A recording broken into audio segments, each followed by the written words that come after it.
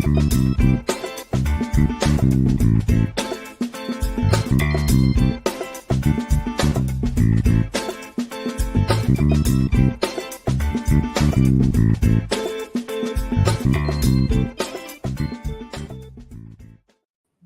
everyone. Welcome to Maker's Bar, where we're speaking with and creating 1 million leaders. Today, I'm here with AJ Edelman. He's the captain of the Israeli bobsled team. I'm very excited to hear his story and his journey, and just talked about whatever we're going to get into today. So, AJ, thank you so much for coming on.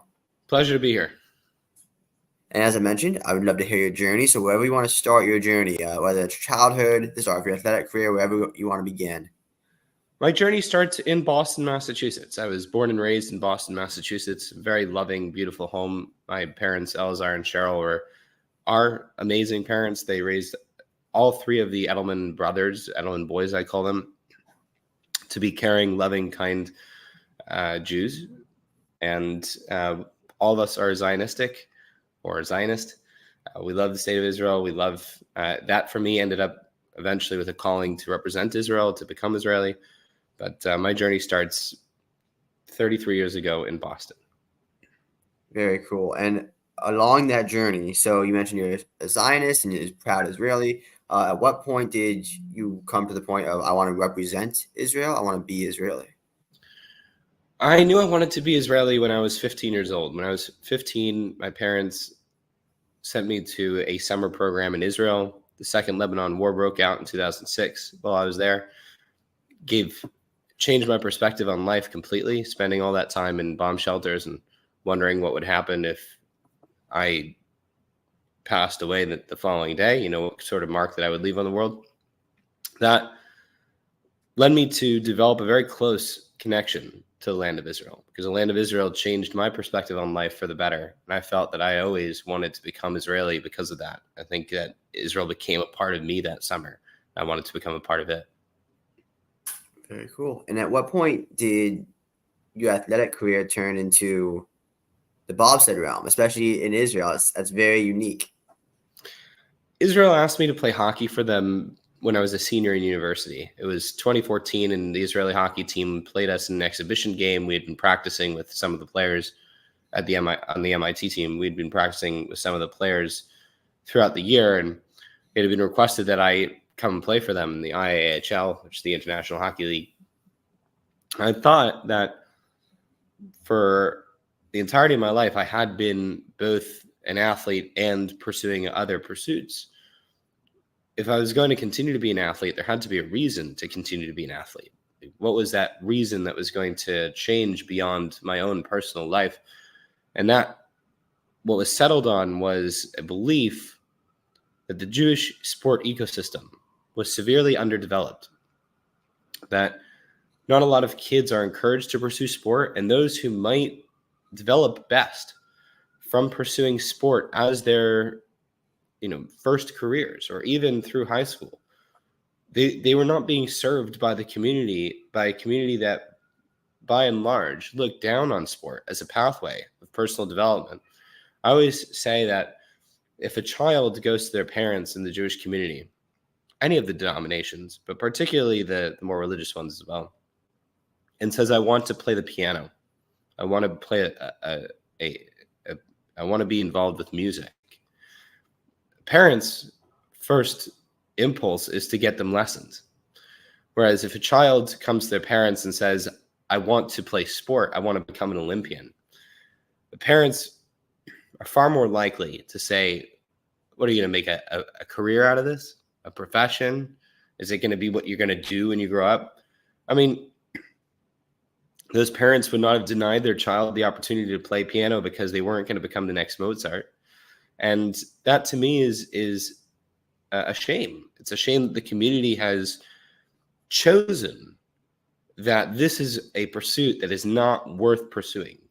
Right? It's a self-reinforcing cycle. It's a vicious cycle of lack of participation. And because of lack of participation, there's a lack of investment. Because there's a lack of investment, there's further lack of participation. And when we have a lack of participation, we don't have any role models or leaders to show what could be done and what can be accomplished and the good that can come from it. So that's why I decided to represent Israel in sport in general, to continue to move beyond what I had done through university because I wanted to set an example of what could be accomplished. I genuinely believe that sport is, for many kids, the pathway that they will have it's the best pathway for themselves for self-development. And what brought you to that belief? I have been immersed in sport ever since I was 3 years old. My family was very active. All of us together signed up to play hockey at the same time. So I was playing since age 3. I've seen the power that sport has to provide an infrastructure for a child, to provide them the opportunity to learn right from wrong, the opportunity to set goals, to learn how to deal with loss, and more importantly, sometimes how to deal properly with victory. I have seen up close and personal what a positive impact sport can have. And not only just on the lives of those who participate in sport, but for those who watch sport, how they are impacted by the individual players. And so having someone wearing a kippah out on a field playing, or someone representing Israel, is a positive ambassador. They leave a positive impression of their community and their people and their country. It's really important that we have more athletes out there who are able to bridge that gap, to leave a positive impression. It's very hard to hate people up close. So there was a study many years ago about the likelihood that someone would support the idea of gay marriage if they had a gay friend. Right? And what they showed was that when you closely interacted with someone from another group, you felt far more empathy towards that other group. And that really holds true to Jews, right? If other people dislike Jews, oftentimes they've either had a very bad experience of Jews or have just been told that Jews are not great people. If you're constantly interacting with Jews who are positive role models, or if you see them competing in front of you and they're reaching for a very human struggle that we can all connect with, the struggle to succeed and to represent and compete, it leaves a positive impression. It builds a bridge. Whether we realize it or not, it softens the blow of what we see all too often, which is rank anti-Semitism. And for the rest of this conversation, I'll most often refer to anti-Semitism as Jew hatred, because I think that we've done a great disservice by calling it anti-Semitism. It really blunts the impact. It's Jew hatred. I agree with that, actually. So before we actually get into that, I agree completely with the sports take. I really want to hear your opinion on why it was so important, and I'm very glad I asked. It's very well put, very eloquently put, and the proof for that shows, in my opinion, in the World Cup and the Olympics. There's nothing in the world that can bring us together as well as sports can, as well as that competitive edge, that human struggle. It's an incredible, incredible thing, and thank you for putting it the way you did, because it's, again, very eloquently put and very, very true. And as far as the term of anti-Semitism goes, I agree that I think it takes away from it, because it provides another alleyway for a conversation to go down when you want to have that conversation, where a lot of the times I'll hear, well, I'm not anti-Semitic, I'm Semitic. It's like, well, a butterfly isn't a stick of butter flying through the air. And we're going down all these different routes now when we should be having this conversation about one particular subject. So for me, that's one reason I hate that. That's the reason that stuck. And it literally came from Europe. It came from Germany.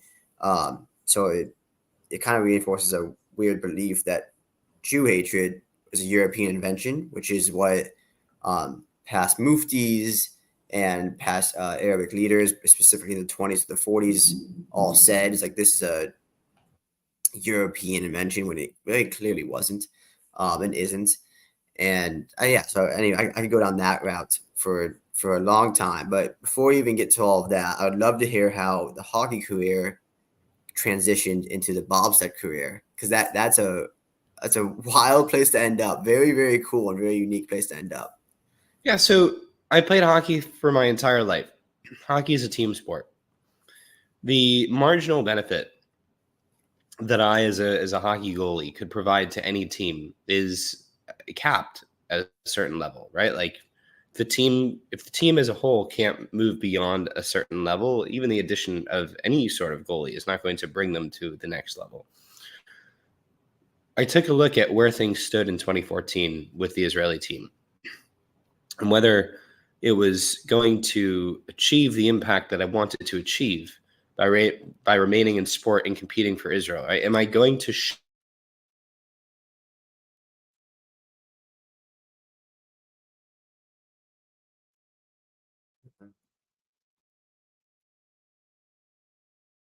I'm now circling. Okay.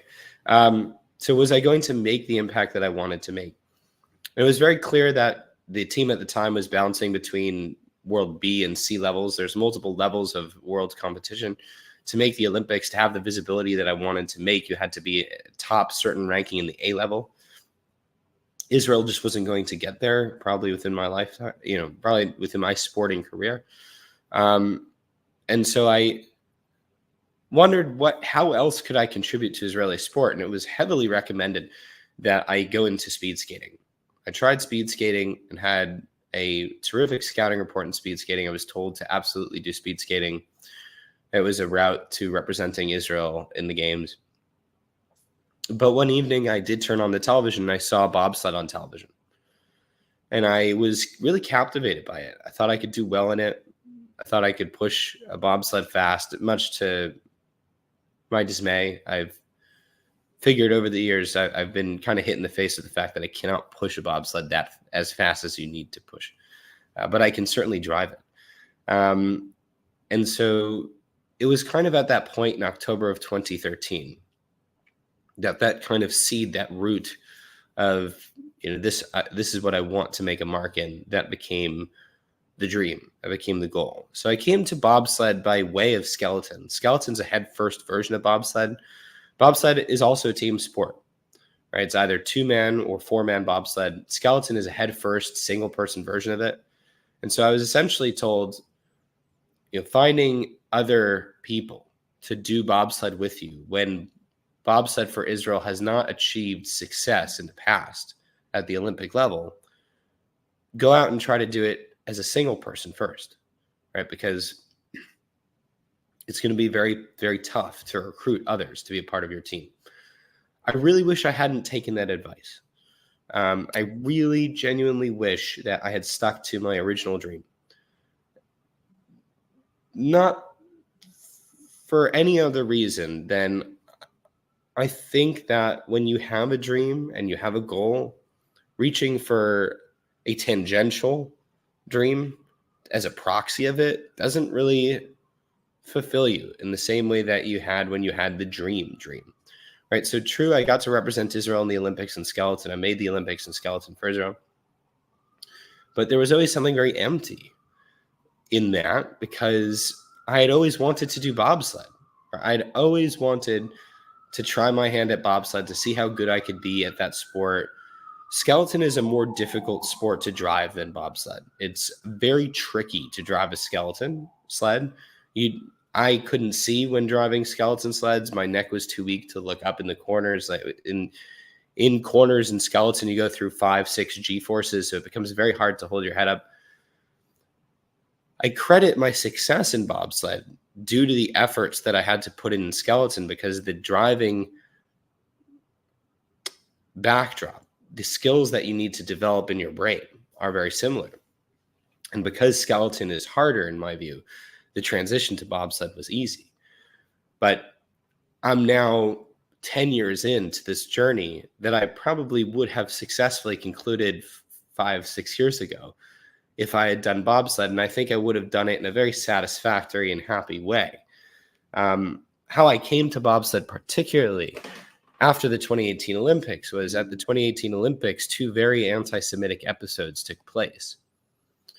One from a jury member who is a member of the sports organization, the International Bobsled and Skeleton Federation. The other was from an athlete. Both occurred at the same time. In response to those 2 anti-Semitic episodes, a number of things happened. The first was the first kippah ever worn in Olympic competition was worn the next day. So to date, there's only been one kippah worn in Olympic competition. I wore it in February of 2018. But when it came time to retire from sport, I felt that I had hit the mark that I needed to hit to start talking about how important this was as an issue for Jews to participate and represent in sports. So I thought I'd hit that metric. The ramifications or the mental fallout from dedicating every breath of your life, and I mean every single day, every breath of my life was solely committed towards achieving that goal, towards making the Olympics. So there wasn't a single day that I woke up that wasn't meticulously driven towards achieving an Olympic berth for Israel. The fallout from having that for 4 straight years, for 1,400 days, and then finally getting to where I wanted to be and experiencing not only rank Jew hatred, but Jew hatred that was expressed in a form that was meant to deter me from competing at my best level. For an athlete, it was very tough to take, right? It caused a lot of mental difficulties in the aftermath because I had felt that I had not achieved what I had truly wanted to achieve. Or as an athlete, at a certain point, I think Olympians are built in a particular way. To make the Olympics, it's a very mental game, right? The persistence, the consistency, the drive, the absolute dedication of every fiber that you have towards that goal is the only way to make the games if you're from a country that needs to qualify like everyone else, right? Israel doesn't have what in some sports is called a B standard. Israel has an A standard, and that's it when it comes to these sports. So bobsled and skeleton, Israel needs to qualify in the same way we compete against Great Britain, second in the world, Croatia, Czech Republic, Russia, the United States, Canada, Korea, Germany, all these other countries. We compete directly head to head, and we are competing only for one of 7 spots, right? One of 7 countries can appear in the Olympics if they only have one sled that's good enough. And it just so happens that every single nation in that 7 spot slot for the last 5 or 6 Olympics dating back to 2002, it's been the same list, right? They've either moved up into two nation spots or down to 1 nation spots, but they've all been in the games, right? Israel in 2014, 2018 had not yet been in the games in the Olympics in any sliding sport. It was very, very tough. So it was a mental game. The fallout from the athletic side of me, from the athlete side of me, from the side that just wanted to compete at my best, to show what could be done, to show what I could accomplish as well, was devastated because the results that I had in Olympic competition was directly affected by these maneuvers. And that left a significant degree of fallout, and ultimately pushed me towards bobsled. I have not touched a skeleton sled since the 2018 Olympics. It's very kind of interesting to talk about that, to say that, something that I dedicated every waking moment of my life for 4 straight years, I haven't touched since the largest stage that you could touch it. But for me, that's essentially what happened to that journey in those moments. That journey was very, very sullied. So my personal journey remains intact. I'm very happy with how I've progressed as a human being, as a person, as a man. I'm very happy with the work that I'm doing. But there is always going to be an athlete side of an Olympian. There's always going to be a side that's going to take a look at how competition was done, how we competed, where we could have been, and such. And there's always going to be a part of me that will look back on those games and go, those were bad games. That was unfortunate. That is unfortunate, and it's horrible how that affected your personal journey, or your athletic journey. And I'm just, so I guess all I can say there is I'm sorry. It sucks, and it's super unfortunate. the silver lining in my mind is how it affected your growth as a person and how it kind of launched you into your next step. It is wild that you haven't touched a skeleton since those games. Like as you said, it is the peak stage that you could be on. It's the ultimate version of doing what you were doing, and since that moment, you haven't touched it, and that is it's wild to hear. And I'm sure there's so much emotion and so much more thought, going on in your head right now. Um, and again, I'm just sorry. That's a wild, insane story, but it makes me very proud to hear as a Jew, and it makes me very thankful to hear as a Jew and just as a human who wants humans to connect, and how you've taken that moment and you've propelled yourself into the next steps of your professional and athletic life and your growth as a man. It's very, very unique, very cool. It looks like you want to jump back in here. So I own basically one piece of jewelry, right? I own my necklace. I own an Olympic ring, but my necklace is my piece of jewelry. Those games were, of course, marred by the outside actions of two people who I don't respect, who I think are very poor examples of people. But it doesn't diminish what occurred for Israel. I think that the response to it was entirely appropriate.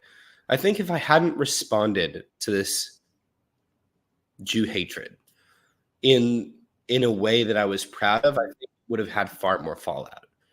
Mentally, I think it would have scarred me a lot more if I had just kind of folded. So the response to a jury official, right, a representative from my sport, the response to them saying, you people make all the rules, but not today, specifically clearly referring to Jews. And we're in another athlete saying that he's going to make up instances of racism, saying that, between the Jew and between him, who's going to believe the Jew.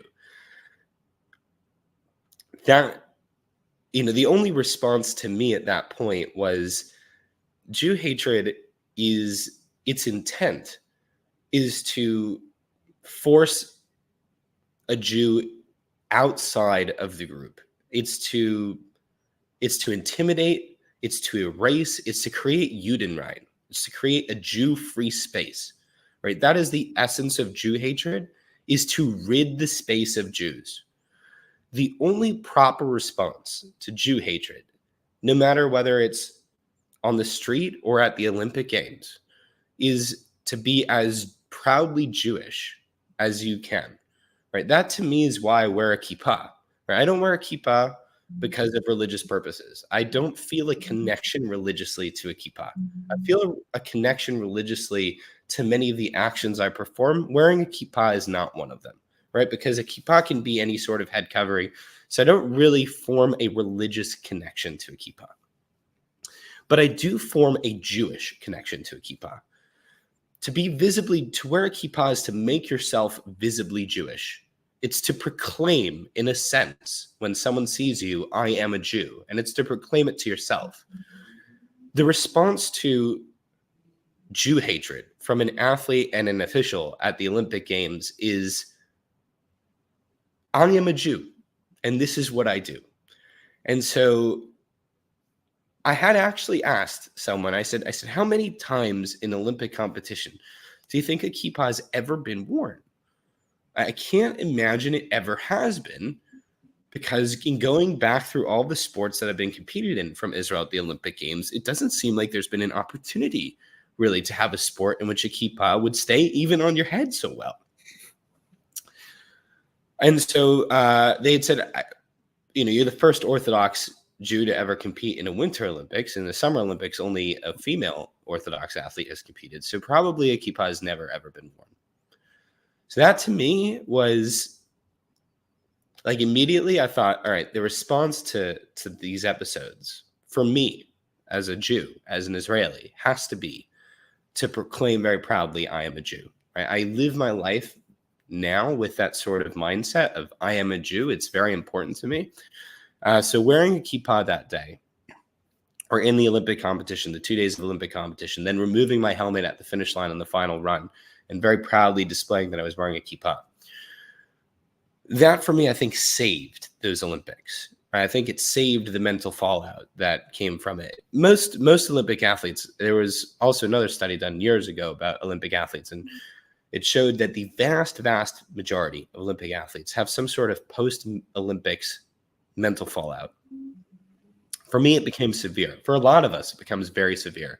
It's a loss of purpose in your life, right? One day your life is infused with purpose, right? Everything you do, from the very bite of food you have, infused with purpose. And then all of a sudden, the next day, your life has none of that purpose anymore.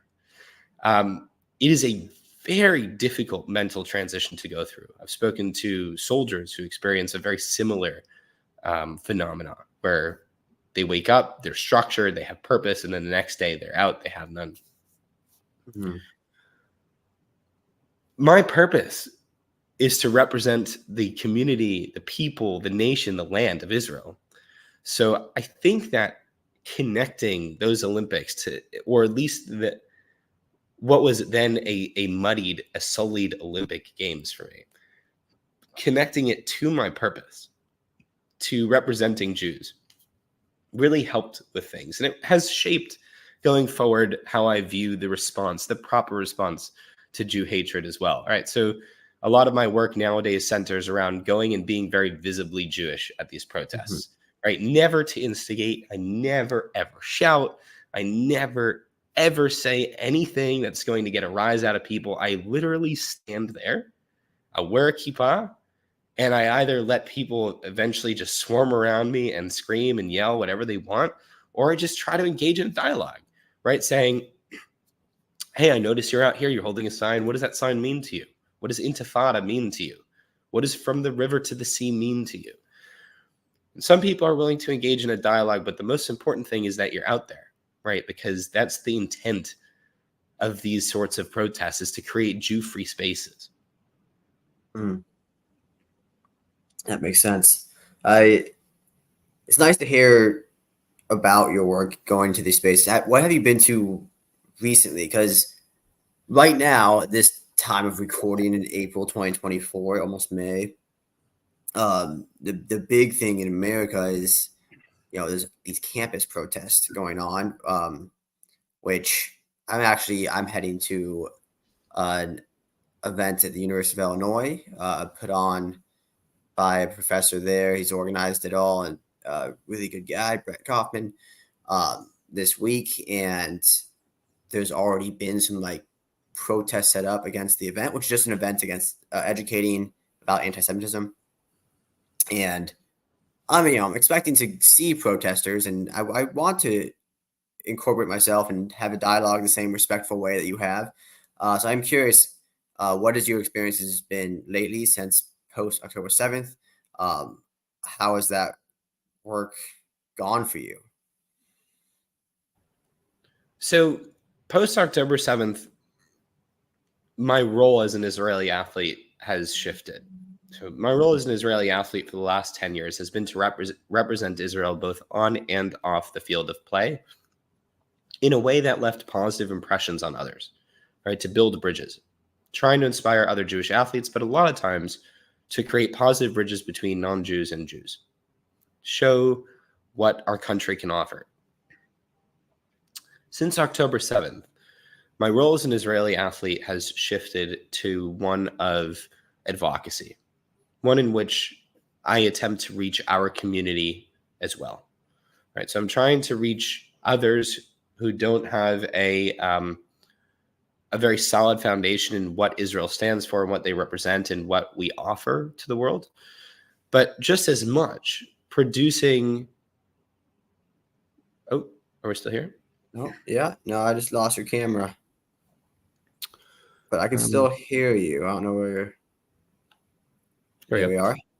So just as much producing. Should just a moment.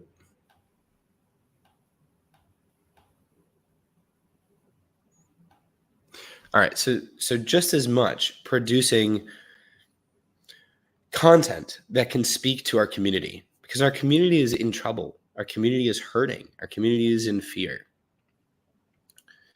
And I think that the mindset of the Jewish people historically, when we become attacked or when we experience such vicious attacks on the community, it's in the Jewish DNA, right? It's to run, right? The Jewish DNA has, for thousands of years, not had a homeland to go to, right? We were expelled from Israel. And so generally when these sorts of pogroms, when these sorts of blood libels take place, the response is to run, seek refuge.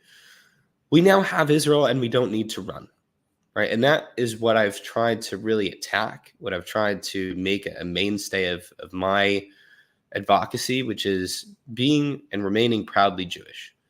I think it comes from the incident at the Olympics that it really secured for me that this is the important aspect in a Jew's life in order to respect his own identity, is to foster a very healthy respect for who he is and who he comes from and who he represents. Because again, the purpose of Jew hatred is to rid a space of Jews. And there is no easier way to rid a space of Jews than to create the impression in a Jew that they don't belong there. They don't belong in that space. There is no such thing as a Jew not belonging in a space, right? We belong in any space as much as anyone else.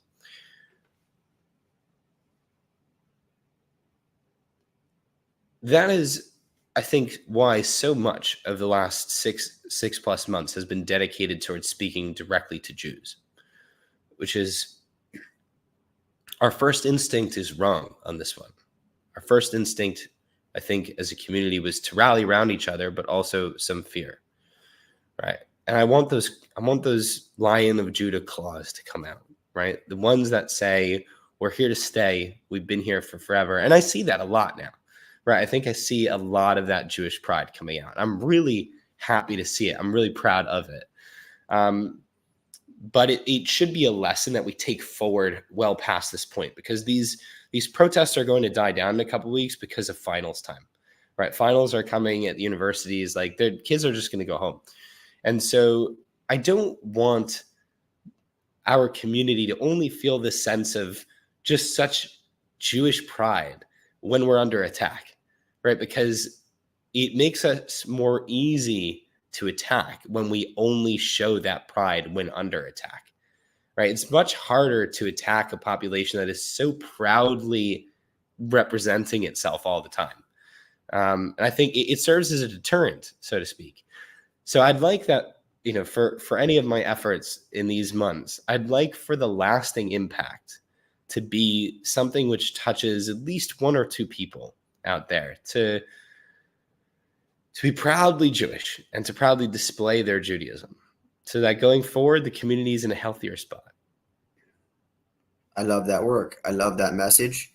I would say, unfortunately, just human nature, we tend to not have this outward pride, which, like, I've been very loud and proud since October 7th. I actually started, before I was even on Maker's Bar, I started talking about Israel and Palestine, trying to speak with Jews and Palestinians from across the world.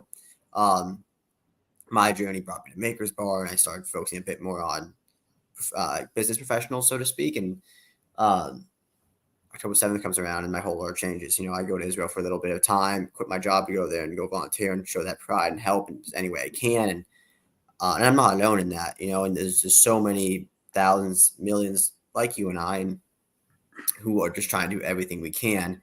I'd say, unfortunately, in human nature, that pride, this type of pride we see come out in ourselves in groups when threatened, when forced to. And for me, it was a huge silver lining to see how much Jews care about Jews, and how, because the fallout from the world was horrible to see. Like, October 7th was terrible. October 8th was terrifying. Like, what we saw on October 8th was just, whoa, all this support for the slaughter of Jews. And all of a sudden I'm seeing my friends who are very progressive in the American terms. I wouldn't say in literal terms, but progressive in the American terms. All of a sudden, my Jewish friends that were involved in that space, they're kind of shifting. Like, whoa, I didn't realize this was real. I didn't realize to an extent Troy was right, and all of this happened, and I've seen kind of a sense of pride swell, but also a sense of just reality, and just hey, there's problems that we need to face, this is real, that we need to do something, and it's been very awesome for me to see all the different types of ways of representing and trying to make the impact on one or two people, which would spread to one or two people, as you were saying, and it's just great to see, and it's amazing to see someone like yourself. I mean, we're very fortunate in our community to have someone like you. What an awesome mark, one of many marks to leave, that you were the first person to ever wear a key part in the Olympic Games. That you're continuing this work as Olympians, I mean, athletes in general probably have that sort of postpartum depression, so to speak. Which what is my purpose, and you've taken that to the next level, and it's just very cool. It's very great to see, and I do hope we see this type of pride and so many people just continue. But for me, it was great to see that it just get the confirmation that it existed in the first place, because it could have gone a different direction if Jews as a whole didn't show that pride and we didn't stand for each other and with each other, and it takes thousands and thousands, if not millions, like yourself. So I appreciate you. It's a very, very cool story. And on that note, what is next in the story of AJ and the story of the Israeli bobsled team? What's coming up next? So the story of me headed to MIT tomorrow or the next day to do one of the tables that I set up at various places, invite people to come over and talk about Israel. I think it's an amazing initiative. It needs to be done. It's that sort of thing that creates a sense of community. Again, I'll always go back to the purpose of Jew hatred, right? The purpose of Jew hatred has a very specific purpose: to remove Jews from a space and to create the impression amongst Jews that they're not welcome and that their Jewishness is not welcome. So Jew hatred comes actually in many different forms, right? There's the overt violent Jew hatred. That's like kind of Nazism sort of Jew hatred. But there are other forms of Jew hatred. The Jew hatred in Germany in the 1800s, right? Of you can't be Jewish in the streets. You can only be Jewish at home, right? The kind of episodes that led even to the emergence of the Reform movement, right? The Reform movement was an outgrowth of in some sense, Jew hatred, and essentially the assimilation that resulted from a harsh environment against Jews. That sort of Jew hatred is oftentimes what we're seeing right now, right? We're not in an environment where people can legally round up and ship Jews off somewhere. So that's not the kind of Jew hatred we face. The Jew hatred we face is actually probably far more sinister, because it leads to the breakdown of Jews being Jews, right? Violent Jew hatred, the end result is almost always a coming together, right, of Jews. That's how the community protects itself. The Jew hatred that we see now of trying to eradicate Jews from a space is very dangerous, because it pushes people towards hiding their Judaism.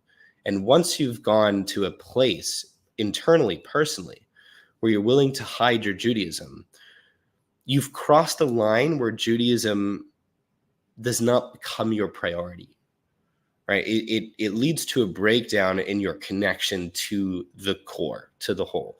So I always say that Jews deep down, inside each and every one of us, we have a fragment of the whole communal neshama, the whole communal soul. And it's that part that feels very welcome at a Friday night dinner table, no matter how religious you are, or that knows that Israel is our home, or that just likes being around other Jews, right? There's that part inside you that just feels that. The purpose of this Jew hatred is to diminish that, right? Is to snuff that out, to snuff the connection that you have between your Judaism and not. And so that's actually kind of when anti-Zionist Jew haters, when they say that they don't hate Jews, they just hate Zionists, what they are trying to do is to get you to erase your connection to the Jewish identity, right? They're okay with the presence of someone who potentially was physically born Jewish, just so long as they're not Jewish, right? Just so long as they don't hold any of the core values of Judaism, of which Zionism is a very core value of Judaism. Right? I kind of usually, when someone says that to me, they're like, "Oh, I'm not anti-Zionist. I'm not anti-Jewish. I'm just anti-Zionist." I say, "Okay, well, you know what? I'm not anti-teachers. I'm just anti-people who educate for a living." Right? Like, it's the same deal, right? Jews believe in Jewish things, right? And the most Jewish thing is what we've been saying for 3,000 years, 3 times a day. We got to go to Jerusalem. We got to go to Jerusalem. We got to go to Jerusalem. Like, this is a core part of our belief system, right? So what's next for me as a person is to continue to combat that very sinister and very dangerous form of Jew hatred, which is the erasure or the snuffing out of the connection that Jews have to being Jewish. And the core part of that is Israel, right? Israel is a core value in Judaism, and separating Jews from that core value separates them from a core value of what it means to be a Jew, right? And so I'm going to fight very hard for that. It's where a lot of my efforts are centered. Why me? Like, a lot of times people are like, "Well, why you? You have a lot of other stuff to do." Well, why anyone? Right? Kol Yisrael Arevim Zelazeh, all of Israel is responsible for one another. If we have the ability to do something, we should be able to take action and effect action. I've been very privileged and blessed by the state of Israel and by the people of Israel to represent Israel, to wear the flag. I think that wearing the flag comes with a certain responsibility to do everything you can to represent that flag, right? The flag is not one that you put on of convenience, right? I don't wear the flag only when convenient for me. If I'm blessed, if I'm given the opportunity, the absolute kavod, the honor to wear the Israeli flag, to represent the Israeli flag, to say I'm an Israeli Olympic athlete, a national level athlete, then that has to be something that I take on as a persona, because that's my responsibility to the flag, right? What's next for the bobsled team? The bobsled team is actually an amazing team, right? This is phenomenal in terms of stories, in terms of sports stories. It is very hard to imagine a more inspiring, to me, sports story than what this team is. This team is a group of 3 or 4, depending on the environment, Druze athletes, D-R-U-Z-E. They're an ethnic and religious minority. A couple of secular Jewish athletes, and myself, a religious Jew. It is a phenomenal cross-section of Israel. And not only is it a team, right? So a lot of people are like, "Oh, well, it sounds cute, sounds like Cool Runnings." This is not Cool Runnings. The team in 7 months before leading into the 2022 Olympics, in that time frame, with no money, with no resources, with very little time, fell 0.1 seconds short of those Olympic Games, and that would have been bridged with a better sled, right? With an additional donation to the team. At the moment, we finished 3rd in North America this season, flying in new athletes every week because athletes were called to service in the IDF. The team is amazing. It is one of the best teams in the world, bar none. With the appropriate resources, we'll be in the Olympic finals. If we can find a sponsor, we'll be in the Olympic finals. If we can't find a sponsor, we won't make the Olympics. It's just, that's simply how it goes. It's a racing sport. It's like Formula One. We have a great, not to pump myself, but objectively, I'm a great driver. We have people who can push. We have athletes who are dedicated. We have all the components, with the exception of the most important one when it comes to a racing sport, and that is resources. We have no resources.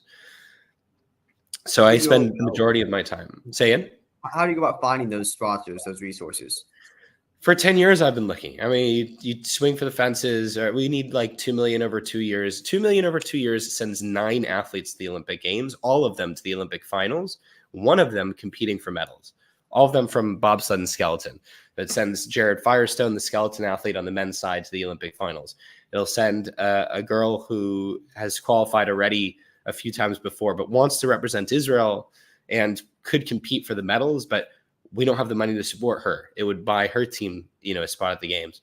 It would buy our 4-man and 2-man team a spot at the games. So we're taking a look at an amazing return on investment when it comes to philanthropy, right? Because the stories that each one of these 9 athletes can then go out and tell, right? And the story of a majority non-Jewish Israeli team at the Olympics in bobsled, it's just an amazing story. So it's tough. I send out a lot of cold emails. I try to connect with people and say, hey, we can get this together, and it's an amazing project. You would not believe the impact that it can have. I'm yet to find that person, but if I didn't think that person was out there, right, who's as crazy as me, who sees the vision, then I would have stopped long ago, because the truth be told, this is a terrible life. Well, it's an inspiring life. It's an inspiring life. I can't imagine a better person to have on Maker's Bar as we're trying to create and speak with leaders. I mean, you're dedicating to yourself something bigger than yourself, and it shows. And I hope that, I'm sure you do get the chance to speak on many platforms like this, and you're always welcome back here. I'm very excited to hear about the next games for you and how everything's going, and thank you so much for doing the work you're doing on MIT's campus and everything you have done and will continue to do. It is very cool to be able to speak with someone like yourself. It's my pleasure. Thank you for having me, Troy. I appreciate it very much. Absolutely. Absolutely. Again, welcome back anytime. Thank you. Take care. You too.